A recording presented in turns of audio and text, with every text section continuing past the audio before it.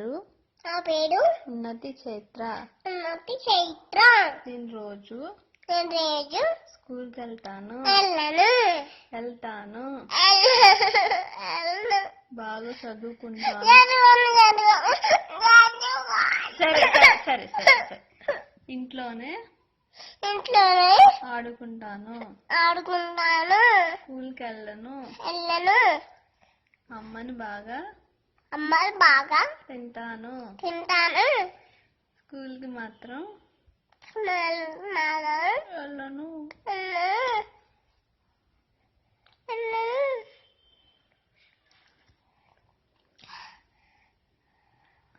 అమ్మ పేరు లిల్లిమ.